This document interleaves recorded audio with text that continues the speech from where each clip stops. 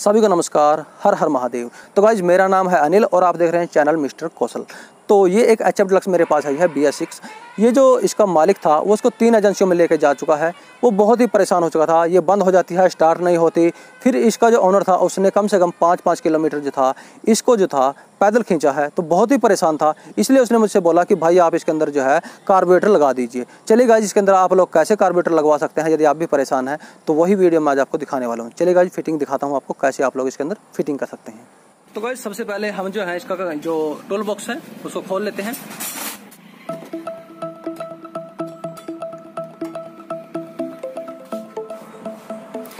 तो गाइज उसके बाद इस इंजेक्टर में जो कपलर लगा है उसको डिस्कनेक्ट कीजिए।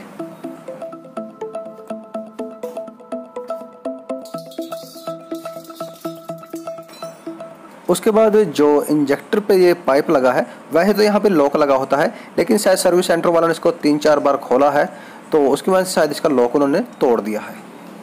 इसको हम इस तरह से खोल देते हैं। तो गाइस जो इंजेक्टर पाइप है हमने यहाँ से डिस्कनेक्ट कर दिया है। उसके बाद जो इसका एल्बो है, यहाँ से जो 2 बोल्ट लगे हैं इसमें 8 mm के, उनको खोल लेते हैं। तो गाइस जो बोल्ट थे यहाँ पर हमने खोल दिए हैं। उसके बाद यहाँ पर जो टोटल में 10 mm के 2 नट लगे हैं उनको भी हमें खोल लेना है, क्योंकि यहाँ पर जो है ये केबल जो है लगा हुआ है, एक्सीलेटर केबल, उसको हमें डिस्कनेक्ट करना है यहाँ से। तो गाइस हमने इसको खोल दिया है। यहाँ से खोलने के बाद जो है तो गाइस इस तरह से आप जो है इस केबल को डिस्कनेक्ट कर सकते हैं। और अब यहाँ से हम क्लैंप वगैरह खोलते हैं इसके।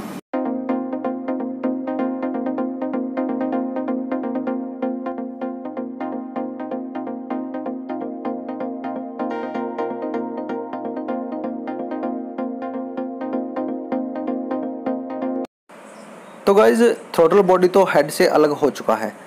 अब हम इसका थ्रोटल बॉडी का जो कपलर है वो निकाल लेते हैं ताकि ECU अलग हो सके। अब ज़रूरत है हमें एक इनलेट मैनिफोल्ड की, जो हमें यहाँ पर जहाँ पे थ्रोटल बॉडी लगी थी वहाँ पे लगाना है। तो आप एक स्प्लेंडर प्लस का ले सकते हैं, इस तरह से आप ले सकते हैं। सबसे पहले आप इस पर मार्किंग कीजिएगा, निशानी लगाइएगा और मार्किंग कीजिएगा। ये जो आगे पीछे कट गया ना यहाँ से, तो यहाँ से एयर लेने लगेगा। आप पहले एक साइड में मार्किंग लगाइए और जब वहाँ पे आप बिल्कुल सेट उसको कर लें, तब आप उसको दूसरी साइड में भी मार्किंग कीजिए इस तरह से, ठीक है। अब इसकी सीध में आपको कटिंग करना है, क्योंकि यहाँ पर जब तक कटिंग नहीं करेंगे ये फिटिंग नहीं होगा। तो गाइज ये जो कटिंग का काम है बहुत ही ध्यान का काम है। यदि आपने इसको गलत काट दिया तो आपका जो इनलेट मैनिफोल्ड है वो ख़राब हो जाएगा, जिसका हम इस समय कटिंग कर रहे हैं। इस तरह से कटिंग करें और इसमें इस तरह से जो बोल्ट है वो जाना चाहिए, ताकि आप इसको एडजस्ट कर सकेंगे। तो ये बहुत ज़रूरी है यहाँ पर इसको चेक करना। और अब हमने इसको कटिंग कर लिया है। चलिए अब फिटिंग करते हैं इसकी। सबसे पहले आपको जो पैकिंग यहाँ से निकला था वही पैकिंग यहाँ पे यूज़ करना है, और रबड़ वाला हिस्सा जो है आपको नीचे रखना है, क्योंकि इसमें रबड़ पहले ही लगी हुई है। इस तरह से देख लें, रबड़ को नीचे कर दें और इस तरह से इनलेट मैनिफोल्ड को इसके ऊपर लगाएं।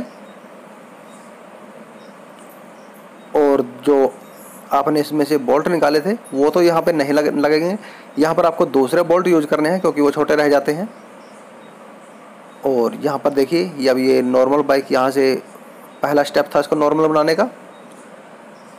तो उसके बाद जो है हमें जो है इसकी एक्सीलेटर केबल जो है वो निकाल के यहाँ से हमें इसमें जो स्प्लेंडर प्लस की जो केबल है वो यूज़ करनी है।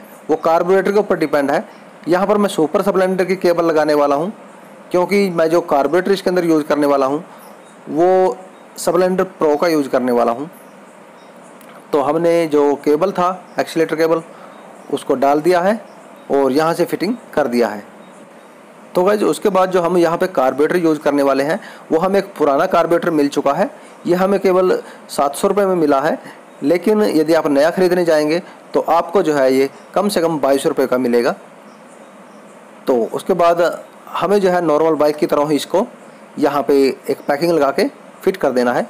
अब यहाँ पर जो ये रबड़ लगा हुआ है ये थोड़ा दूर रहेगा, तो इसको आप किस तरह से सही करेंगे वो आपको दिखाता हूँ मैं। आपको जो है इस रबड़ को अंदर की साइड से बाहर कर देना है, जहाँ पे फिक्स है इसको आपको बाहर निकाल के जो है कार्बोरेटर में लगा देना है। मैं इसको निकाल देता हूँ और देखिए मैंने इसको घुमा के फिक्स कर दिया है, और यहाँ पर हमने एक पॉलीथीन लगा के जो है इसको बॉन्ड वगैरह के साथ फिक्स कर देना है ताकि यहाँ से लीकेज ना हो।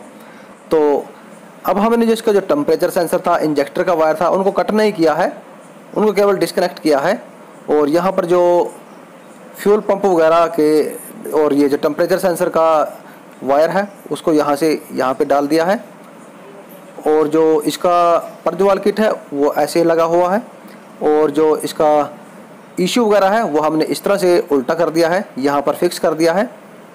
और अब बारी है इसके फ्यूल टैंक का इंतज़ाम करने की।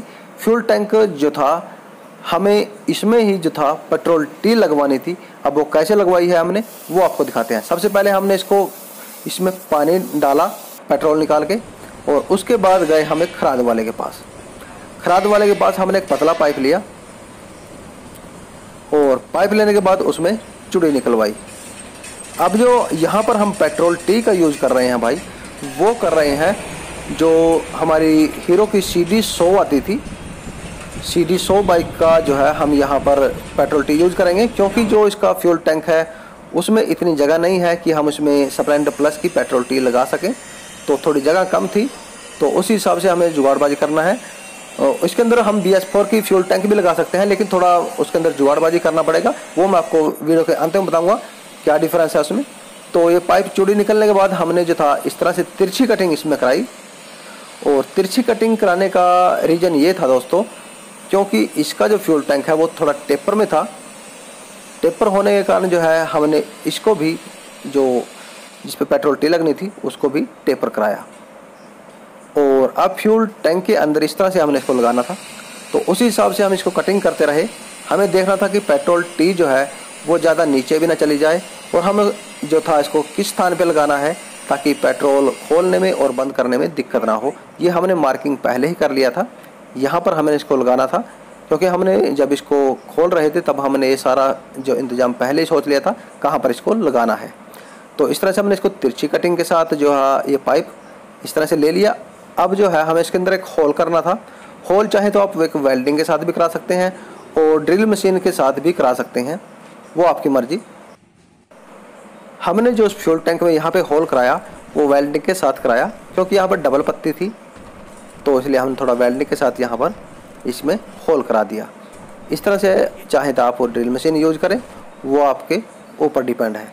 ठीक है, हमने होल कराया और बाद में इसके अंदर ड्रिल मशीन का यूज़ किया इसको बिल्कुल गोल करने के लिए।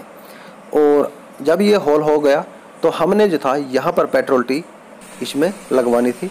तो उससे पहले जो था हमें इसको जो इसका हिस्सा जो था वो थोड़ा बाहर आ चुका था वेल्डिंग की वजह से, तो उसको हमने प्लेन करा दिया इस तरह से। इसके फेस को प्लेन ही रखना है, क्योंकि यहाँ से जो है पेट्रोल लीक हो सकता है बाद में, यहाँ पर आपको बहुत ध्यान देना है। और जब ये काम आपका निपट जाए तो उसके बाद जो है हमने यहाँ पर ये जो पेट्रोल टी के लिए पाइप रखा है उसको वेल्डिंग कराना स्टार्ट कर दिया। इस तरह से हमने इसको वेल्डिंग करा दिया। आप भी इस तरह से करा सकते हैं, या फिर BS4 का पेट्रोल टैंक आप इसके अंदर यूज़ कर सकते हैं। इस पर गीला कपड़ा लगाते रहें बाहर, वरना जो पेंट वगैरह है उसको नुकसान पहुंच सकता है।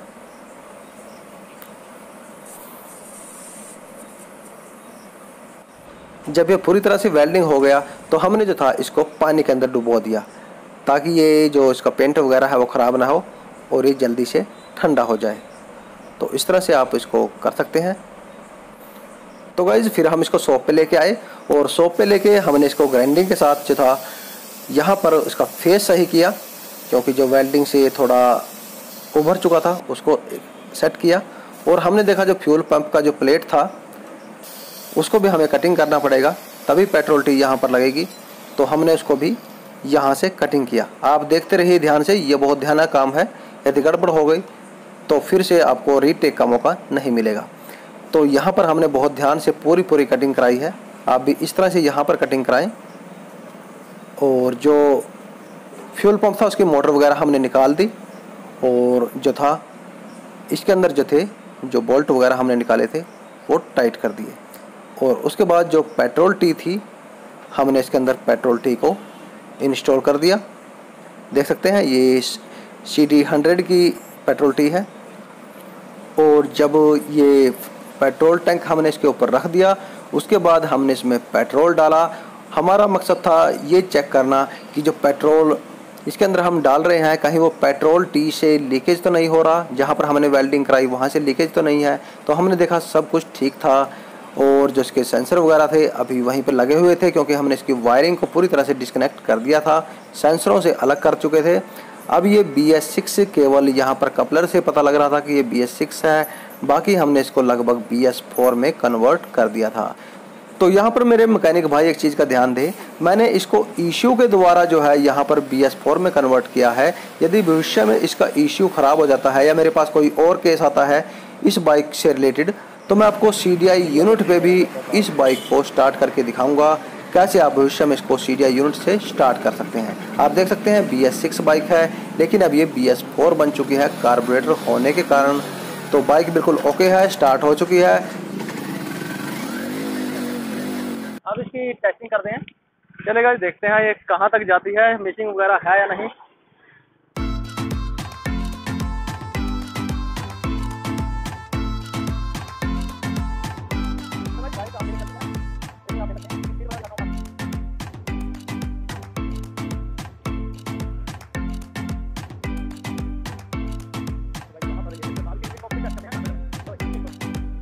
तो गाइस बाइक की टॉप स्पीड ले लेते हैं। इस कार्बोरेटर में लगने के बाद बाइक की टॉप स्पीड कितनी होती है? 60 पे जा चुकी है गाइस। और बाइक चलाने में बहुत ही मजा आ रहा है, बिल्कुल स्मूथ चल रही है बाइक और 80 पे जाने वाली है। और बाइक 80 पे जा चुकी है। बाइक बड़ी स्टार्ट चल रही है, हवा बड़ी तेज लग रही है मुंह में। तो गाइस थोड़ा ड्राइविंग ज़्यादा है यहाँ पर। तो गाइस बाइक जो है वो बिल्कुल परफेक्ट तरीके से चली है, कोई भी दिक्कत बाइक के अंदर कार्बोरेटर लगने के बाद नहीं आई है। और हमने इसको 80 तक उठा दिया था, लेकिन रोड थोड़ा ट्रैफिक वाला था इसलिए हम ज़्यादा नहीं ले रह सके। लेकिन बाइक के अंदर कोई मिसिंग वगैरह नहीं है, कार्बोरेटर लग चुका है। बाइक बिल्कुल प्रॉपर तरीके से चली है। BS6 बाइक है, आपने ये देख ही लिया है, इसमें FI लाइट वगैरह है। तो गाइस वीडियो के अंत में आपको ये बता दूं, यदि आप इस बाइक पे BS4 का फ्यूल टैंकर लगाना चाहते हैं तो आपको इन हिस्सों को थोड़ा सा कटिंग करके अंदर करना पड़ेगा, क्योंकि यहाँ पर जो है BS6 बाइक का फ्यूल टैंक में डिफरेंस होता है। इसको कटिंग करके आप BS4 का फ्यूल टैंक इस पर लगा सकते हैं। तो इसके साथ दीजिए अनुमति। जय हिंद, वंदे मातरम, हर हर महादेव।